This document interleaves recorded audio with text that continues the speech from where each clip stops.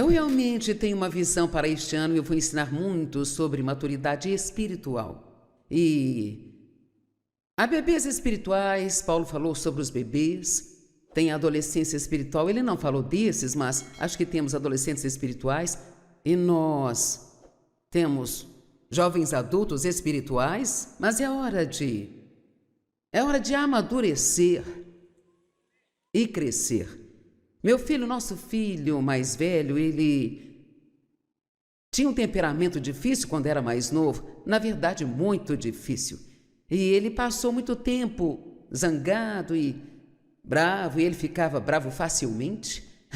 E outro dia eu fiz uma pergunta sobre algo e ele disse: eu quero fazer o que todo mundo faz, o que qualquer um faz, é isso que eu quero fazer, tudo que eu quero é ter paz. Pensei bem, glória a Deus, finalmente ele cresceu.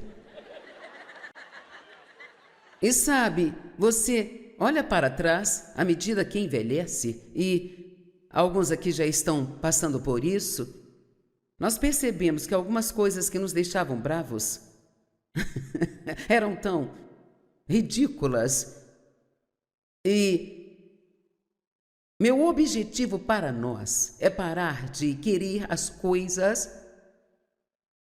somente para nós o tempo todo e querer algo para o reino. É a oração do Pai Nosso, diz: venha a nós o teu reino. E precisamos ver o reino chegar, ver mais pessoas trazidas para o reino. E para que isso aconteça, todos temos que amadurecer, sabe? Cada um de vocês está no ministério, não é só um punhado de gente que você vê aqui em cima. Honestamente, você tem a oportunidade de alcançar mais pessoas do que posso alcançar nesta plataforma. Porque as pessoas que precisam estar aqui provavelmente não pisariam aqui, mas você mora ao lado delas, trabalha com elas, você vai ao supermercado, encontra com elas. E quero ver as pessoas ficarem mais ousadas, não necessariamente achando que tem que sair por aí pregando para todo mundo, mas sim vivendo a vida pela qual Jesus morreu para que vivêssemos, e parar de ficar inventando desculpas para sermos bebês. Se você foi salvo há algum tempo, precisa ver o crescimento na caminhada com Deus. E o Novo Testamento especialmente fala muito sobre o nosso comportamento. Sabe, não são nossos adesivos no para-choque, nossos broches de Jesus e levar uma Bíblia para o trabalho que impressiona as pessoas, é o seu comportamento. É como você as trata, como fala com elas ou sobre elas. Você está disposto a ajudá-las quando estão para baixo? Nós somos bons em orar pelas pessoas, mas e quanto a ajudá-las? Eu volto a dizer, nós somos bons em orar. Você ouve algo? Ah, isso é uma pena, eu vou orar por você. Bem, ajude-as. Deus me disse há alguns anos atrás, eu estava orando para que ele fizesse algo por alguém. Ele disse: não me peça para fazer algo que você poderia facilmente fazer. Pare de me pedir o que você facilmente poderia fazer e simplesmente não quer fazer. Amém? Então eu vou falar com você hoje sobre algo que não é nenhuma novidade. Não é uma mensagem que você nunca ouviu antes, mas não significa que não precise ouvir novamente. Como tratar seus inimigos. Estou fazendo uma suposição quando digo isso, mas eu faço isso com base em 40 anos de experiência. Provavelmente há mais pessoas aqui que estão bravas com alguém do que as que não estão. Vamos, vocês me parecem tão inocentes. Quem sabe você está aqui com a pessoa com quem você está bravo? Quem é um inimigo? O inimigo é alguém de quem você tem raiva.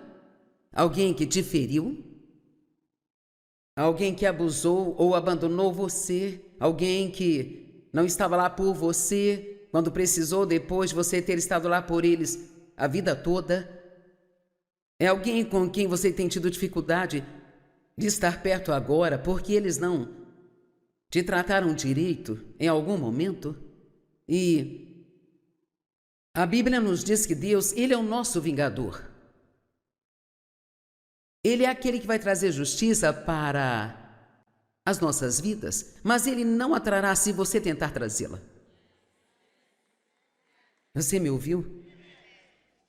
Ele não o fará se você tentar fazê-lo. E assim, ele nos diz como tratar os nossos inimigos. E sabe, agora eu não consigo pensar no inimigo que eu tenha, mas não significa que eu não terei um amanhã. Quantos sabem que você provavelmente tem umas 30 oportunidades por semana para se ofender se você quiser? Mas é uma escolha, você não precisa deixar se ofender. Provérbios diz: grande é o homem que se afasta da ofensa. E eu finalmente encontrei a graça de Deus para fazer algo que a Bíblia nos diz para fazer. E isto ajudou-me muito, muito mesmo. E é muito simples o que diz em 1 Coríntios 13. O amor sempre acredita no melhor das pessoas. Então, se você se concentrar nisso por um tempo e aprender a fazê-lo, vai economizar muito tempo, sabe? Sabia que ficar com raiva é ruim para você? Ruim para a sua saúde? Ruim fisicamente, isso te deixa cansado, ficar com raiva te deixa cansado. Quantos sabem que há muito para se irritar no mundo de hoje? As pessoas agem de modo estúpido. Podemos ficar bravos com o governo pelo menos umas 6 vezes por dia, todo dia. É só você ler as notícias e fica com raiva, sabe? Não é difícil ficar com raiva, mas Deus nos diz para deixar que Ele lide com nossos inimigos, enquanto nós, ouçam-me, enquanto nós continuamos a fazer a sua obra. Agora, se você fica irritado e se concentra nos seus inimigos, então você para de fazer o que Deus quer que você faça. Bem, vocês me parecem muito quietinhos, mas eu sei que você está pensando em algumas pessoas, está pensando, bem, você simplesmente não sabe o que fizeram comigo? Para ser absolutamente honesta, não importa.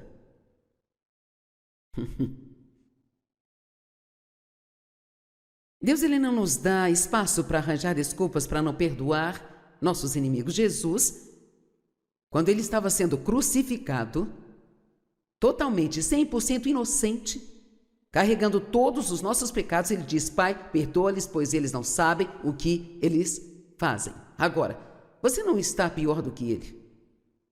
Então não há nada que esteja nos chateando, que seja pior do que poderia tê-lo chateado, sabe? E a Bíblia diz que enquanto nós ainda éramos pecadores, você consegue perdoar as pessoas enquanto ainda estão te ferindo.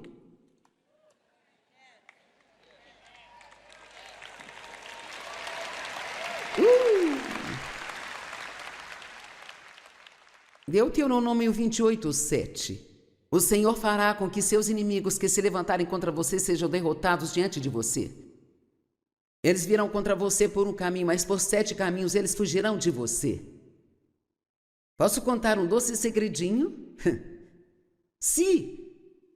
Digo isso em voz alta, se nós continuarmos a fazer as coisas do jeito que Deus quer e amar as pessoas e perdoar, Deus, ele sempre trará justiça a nossas vidas quando alguém nos maltratar.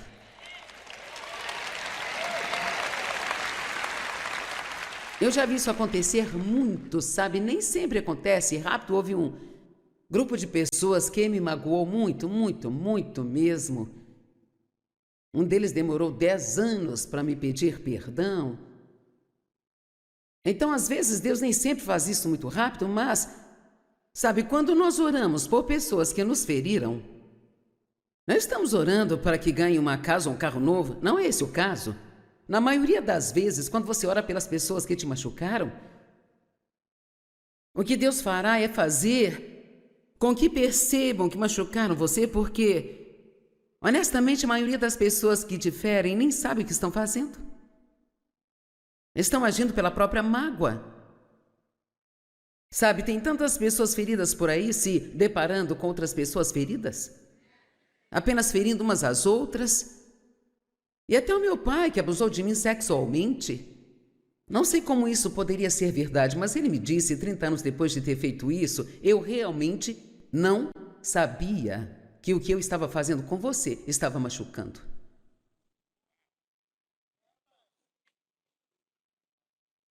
Sabe por quê? Porque ele foi criado em uma atmosfera semelhante. Ele disse que foi só quando ele começou a ouvir algumas histórias na televisão sobre o que o abuso faz com uma criança, o abuso sexual, que ele entendeu que ele tinha me machucado. Não é à toa que Jesus disse: Pai, perdoa-lhes, pois eles não sabem o que eles fazem. Vamos ouvir isso hoje. Eles não sabem o que eles fazem. É por isso que devemos acreditar no melhor. Eu quero lhe dizer, por favor, me ouçam hoje. Como eu disse, essa não é uma mensagem nova. Sabe, eu costumava pensar que eu tinha que ter uma nova mensagem onde quer que eu fosse, mas o que eu tenho que ter é uma mensagem para agora, não uma mensagem nova. Eu te digo, Deus, Ele quer que você comece este ano limpo. Quer que você comece com o coração puro. Não com aquele mesmo velho lixo em seu coração que já está lá há alguns anos, sabe? Bem, você simplesmente não me entende? Bem, talvez eu não, mas Jesus sim. E Deus nunca nos pede que façamos nada por outra pessoa que Ele não tenha feito por nós. Quantas vezes Deus nos perdoou pela mesma coisa de novo e de novo?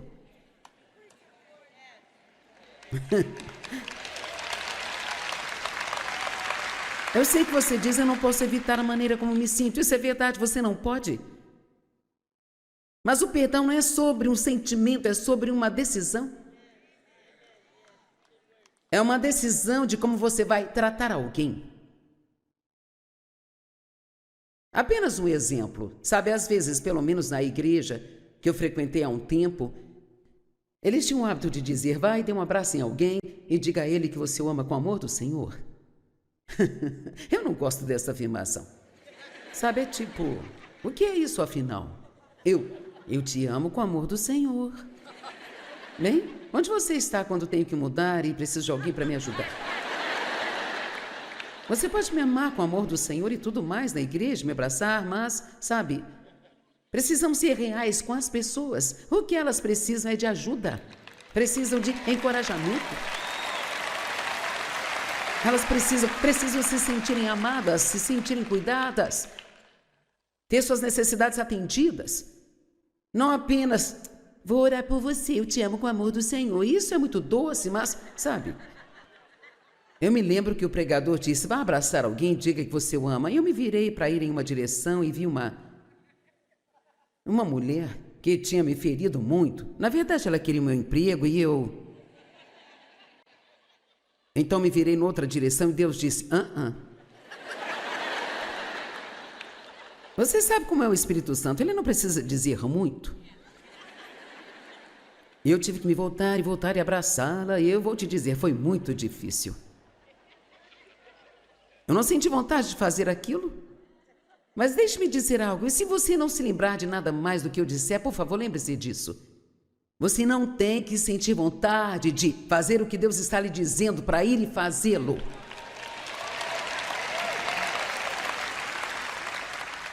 Eu tenho que dizer isso de novo. Eu estou vendo vocês aí em cima.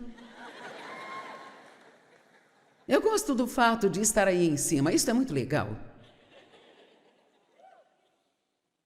E você não tem, eu não tenho que sentir vontade de fazer o que é certo para fazê-lo. E só porque alguém está fazendo o que está errado, não significa que eu posso.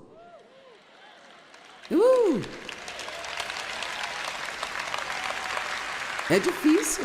Sabe, eu fiquei mais inteligente ao longo dos anos. Agora, quando alguém me machuca, eu começo a orar imediatamente. Deus, me ajude a perdoar, ajuda-me a perdoar, ajuda-me. Eu costumava esperar e dar o meu chilique primeiro. E sabe, fique bravo por pouco tempo. Nós gostamos de dar comidinha para nossa carne, mas por favor, não fique bravo por muito tempo. Você entendeu, meu irmão, certo? Não fique bravo por muito tempo. Não vou falar com você mais, pelo menos por hoje. Meu filho me ligou, aquele que tinha temperamento ruim, e ele disse: eu tenho que te fazer uma pergunta espiritual. Eu disse: ok, vai em frente. Ele disse: como?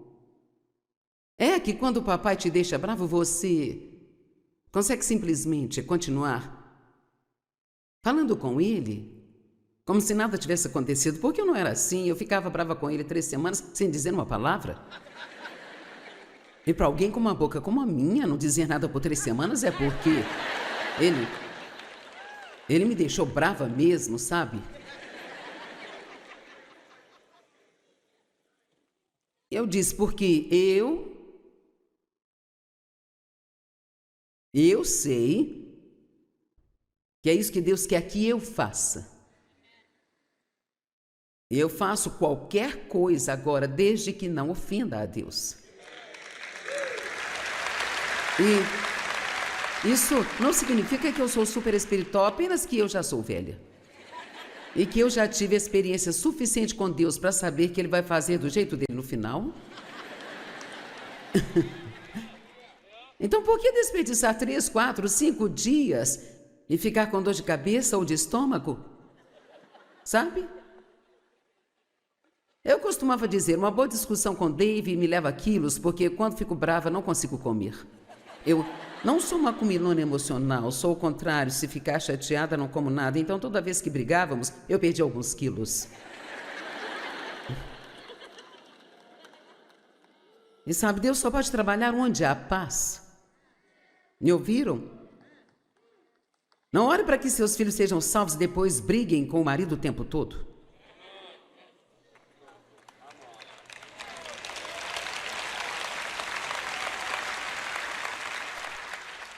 Jesus, quando enviou os seus discípulos de 2 a 2, ele disse: ao entrarem numa casa, digam: paz seja contigo. E se a paz estiver ali, você pode ficar e trabalhar lá, mas se não, então sacode a poeira dos pés e siga em frente. Você tem que ter uma atmosfera de paz para trabalhar. É por isso que no Ministério Joyce Meyer, desde o primeiro dia, Deus me disse: se você quiser ser bem-sucedida, tem que manter o conflito fora de sua vida e deste ministério. E para isso você tem que trabalhar nisso. Porque quando você tem 500, 600 funcionários, você tem que tentar se dar bem com todos eles todos os dias. Sim, amém. Aquele senhor sentado ali ao lado do Dave é nosso pastor de equipe. Temos muita gente, temos que ter um pastor para... E uma das coisas que ele está no comando, para minha grande alegria, é a resolução de conflitos. Eu não tenho que lidar com isso. Se uma pessoa fica brava com a outra e não perdoa, nós ligamos para o Mike. E quer saber se ele trabalhar com a pessoa por algum tempo e não resolver, alguém tem que sair. Porque eu trabalhei demais e paguei um preço muito alto para ver alguém estragar tudo isso por causa de um chilique emocional. Vamos lá. Você tem que ter paz. E a única maneira de ter a paz é de propósito. E você só terá paz se tiver humildade. E humildade significa que você não se importa com quem está certo. Quantas vezes brigamos para provar quem está certo? Eu estou certo, eu tenho razão, sabe? Sabe estar certo é altamente superestimado. Qual é o grande problema, afinal? Você tem razão, eu estou certo. Todo mundo quer dizer o que pensa. Bem, quem se importa com isso? Dê sua opinião quando alguém te pedir.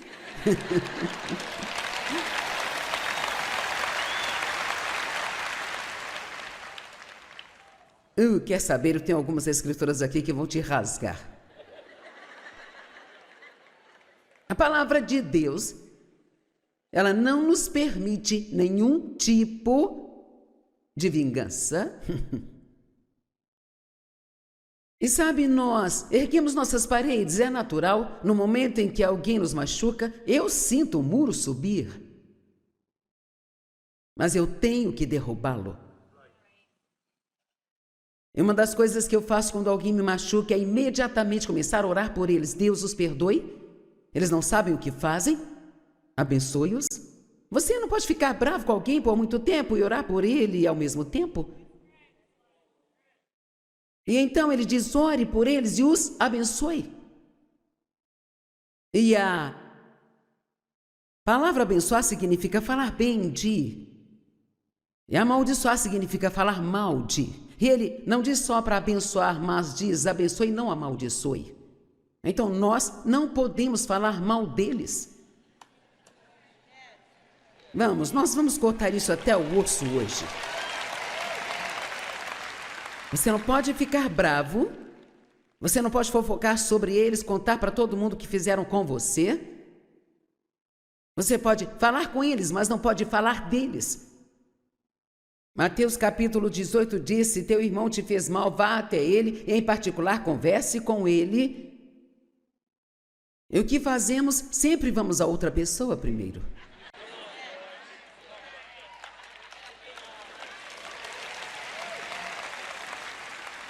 E muitas vezes nos tornamos mentirosos no processo porque dizemos, só estou te contando porque quero que ore por mim. Não é isso. Você está dizendo isso porque quer contar. Só vou falar disso com você porque eu preciso de um aconselhamento espiritual. Você não precisa disso, você já sabe o que a palavra diz. Precisa de obediência. Eu estou falando comigo mesma também. Se você não gostar disso, eu vou pregar para mim.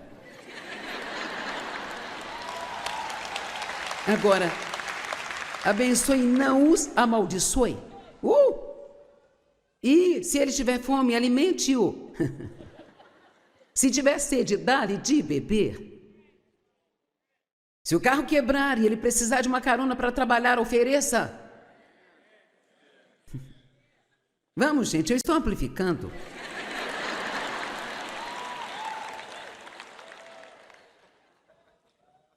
Se ele for se mudar, ofereça-lhe ajuda. Eu vou te dizer. Quando as pessoas são maldosas com você, e, sabe, nem todos percebem o que estão fazendo, mas se alguém com quem você trabalha realmente te trata muito mal, com muita frequência eles sabem disso. E às vezes o incrédulo vai te tratar mal só porque você é cristão. Porque só a sua presença faz com que se sintam culpados. Vamos lá. Eles querem encontrar algo errado com você para que não precisem olhar para o que há de errado com eles. Foi o que meu pai fez. Ele era tão mau quanto uma cobra e encontrava algo de errado em todo mundo. Bem, graças a Deus sou melhor do que eles. Bem? Ok, vou lhe dizer mais uma coisa e quero que você se lembre disso. Satanás ganha mais terreno na vida do crente através da falta de perdão do que por qualquer outra coisa. Se conseguíssemos fazer uma igreja inteira se dar bem, não há nada como dizer o que aconteceria, porque a unção seria muito forte. Veja, nós matamos a unção com a contenda. Eu sei que não pregamos muito sobre a unção hoje, mas precisamos dela mais do que qualquer outra coisa. A unção, ela é a presença e o poder de Deus em nossas vidas.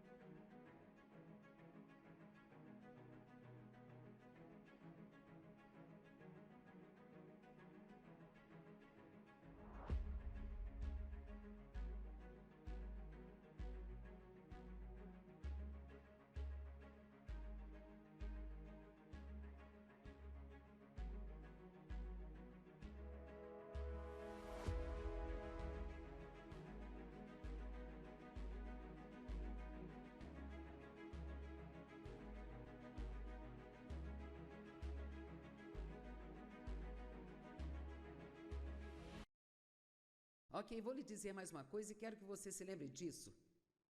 Satanás ganha mais terreno na vida do crente através da falta de perdão do que por qualquer outra coisa. Se conseguíssemos fazer uma igreja inteira se dar bem, não há nada como dizer o que aconteceria, porque a unção seria muito forte. Veja, nós matamos a unção com a contenda. Eu sei que não pregamos muito sobre a unção hoje, mas precisamos dela mais do que qualquer outra coisa. A unção, ela é a presença, o poder de Deus em nossas vidas.